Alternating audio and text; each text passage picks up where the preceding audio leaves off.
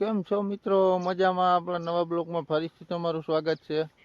આજે આપણે પાછા પાણીવાળો પૂગી ગયા સૈણામાં ને અહીંયા પાણી પૂગી ગયું.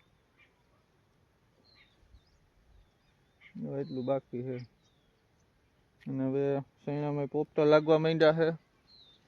ને બીજું કે આમાં હવે ઈરે ક્યાંક ક્યાંક દેખાય તો પાણી પાઈને આપણે સુકાય એટલે ડાયરેક્ટ સીધી ઈરની દવા મારવાની રહે.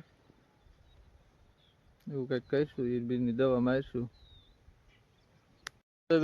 પહેલી વાર હાથી આંક્યું હતું ને સૈણામાં, પહેલી વાર ત્યાં બહુ જોઈએ એવું નહોતું આવેલું હાથી. એનું કારણ હતું કે સુકાઈ ગયું હતું પડું એટલે નહોતું આવેલું. અને અટાણે જો આપણે બીજી વાર મારી દીધું, ફર્સ્ટ ક્લાસ ધોરિયા થઈ ગયા છે. ફર્સ્ટ ક્લાસ પાણી નીકળી જાય છે, ધોરિયામાં આવેલું જાય છે. ને આ મિત્રો આપણે આ વખતે હાથી આંક્યું હતું, ફર્સ્ટ ક્લાસ જો ધોરિયા થઈ ગયા. એક નંબર ગાય ઘા પાણી બહુ લેતુંય નથી. સૈણાને તો કંઈ બહુ પાણીની જરૂર હોય નહીં, પાણી બહુ લેતુંય નથી. ગાય ઘા ધોરિયા ફર્સ્ટ ક્લાસ હાલે છે. અને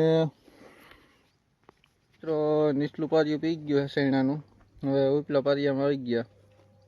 તમે જોઈશું બગલાટી બોલવા માંડી આમાં ઉપલામાં. અને તમને બતાવું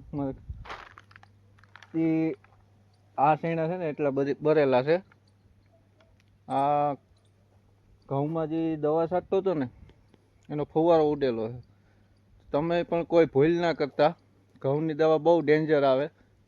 મોલ પાસે હોય બીજો ગમે એ ધાણા કે સૈણા, તમે દવા છાંટવામાં ધ્યાન રાખજો. જોઈ શકો છો એટલા બરી ગયા સૈણા. તો મિત્રો ધાણામાં પાણી ચાલુ જ છે, બે ઠેકાણે પાણી ચાલુ જ છે.